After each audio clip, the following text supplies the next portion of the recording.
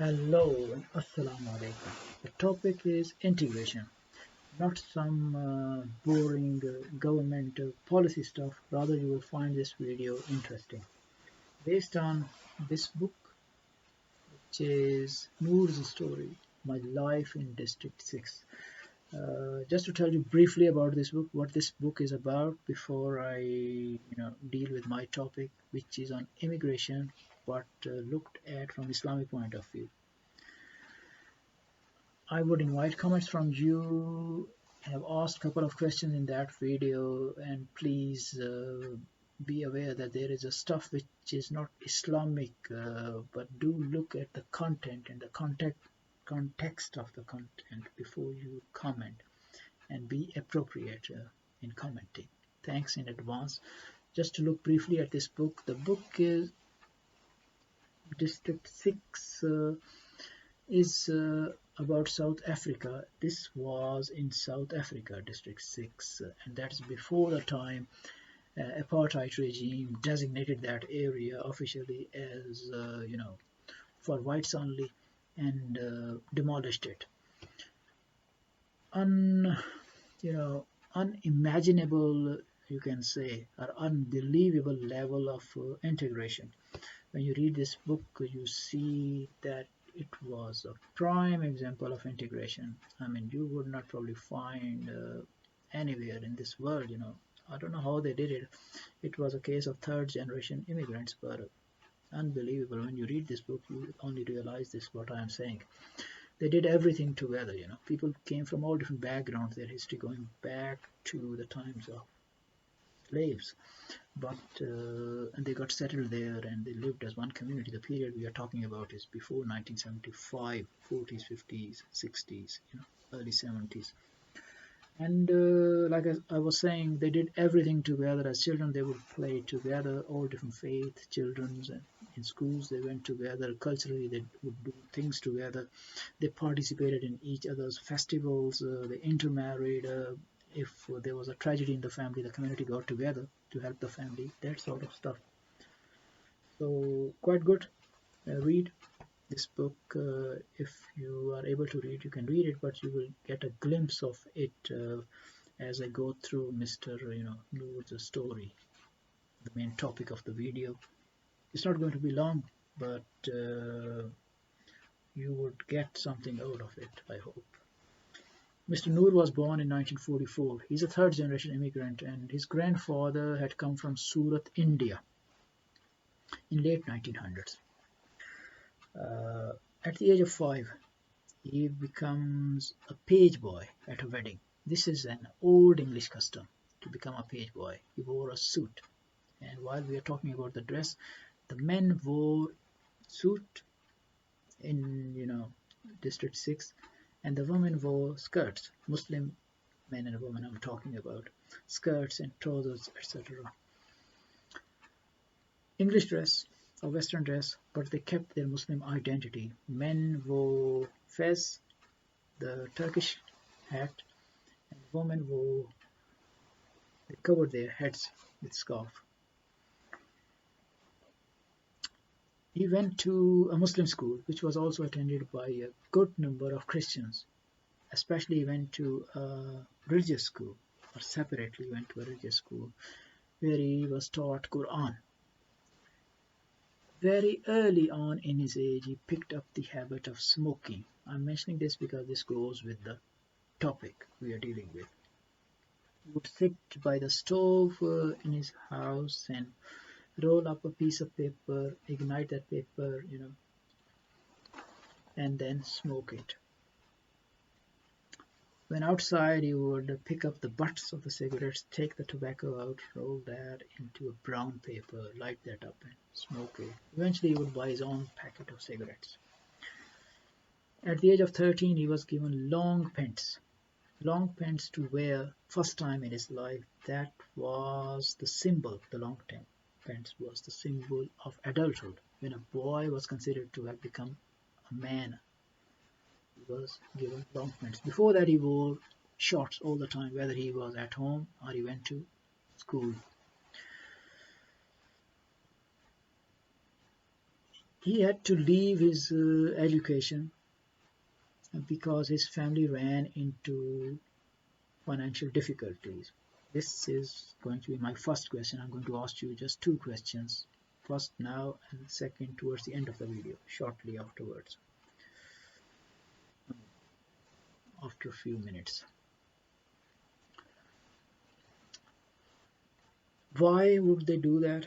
And why that happened, I'm at a loss to understand. Because his grandfather is mentioned to be some sort of property tycoon. He held a number of properties. And he also built a ginger beer factory at his home, which he passed on to his son, the father of Mr. Noor. But somehow the family of Mr. Noor gets into financial difficulties. Because of that, he had to leave his education and get a job at Reader's Digest as a messenger. His first proper job. There were festivals, and in Ramadan, at the time of breaking fast, their house would become full with dishes. People sent, people around, their neighbors would send dishes full with fruit and, cakes. And on the occasion of Eid, after the Eid prayer, and after having something at home, Mr. Noor would go out with his relatives, would go out on the street, and they were given money by complete strangers. Unbelievable community spirit.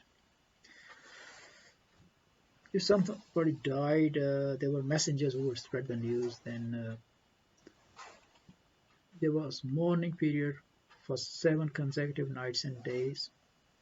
The body was taken, by the way, from the mosque or District 6 to the cemetery. 7 periods consecutive mourning or prayers were said day and nights for the dead person, and also food was served. Then after that, every Thursday until the 40th day, which was the final day of mourning or prayers, and the food was served. It is mentioned in the book that Mr. Noor would go with his friends to a nearby park or garden where they would tune the girls. The word which we use in radio terminology, tune, that's used here to tune the girls. If they got to talking, the boy and the girl, they would promise each other to meet again the following Sunday. The boy would also walk the girl home and come back home to his home before dark. So there was a sort of discipline. The girls did all sorts of house chores, stuff like that. It is also mentioned in the book that Mr. Noor, along with his friends, whenever they heard about some wedding, they would offer to trim the room of the bride. By trim, they mean that to prepare, to decorate the room of the bride. On that occasion, which usually happened on Saturday night, and the wedding would be on the following day, which would be Sunday. So on Saturday night, the relatives of the bride, the girls, were invited, and Mr. Noor, along with his friend, would choose one girl each, and they would dance with a chosen girl in the background of music, the likes of Elvis Presley and Beatles of the time. Like, we are talking about 50s, 60s time. And lights were dimmed, and they danced through the night. Around midnight, they would walk. If they clicked, the boy and girl clicked, so the boy would walk the girl home around midnight time. So that sort of stuff is mentioned, but remember that Mr. Noor gets married at the age of 20. So we are talking, all this stuff relates presumably to his teenage years or before marriage. He was born in 1944 but got married in 1964. This comes before marriage. But what I was surprised about was that there is no mention of sex or even alcohol. I mean, in this book, there are gays which are mentioned, other stuff is mentioned. Sex, probably I can understand, it's an official copy, public supported copy, government supported. Maybe that's why it is not mentioned. But there is no mention of alcohol. I don't know why it is not mentioned, why it is left out. I mean, this is my second question now, that were these things deliberately left out? I mean, did they not do it? I mean, you can have a girlfriend, you can dance with your girl, you can date a girl, you can walk her home day or night, but there is no sex and no alcohol. Maybe it's possible.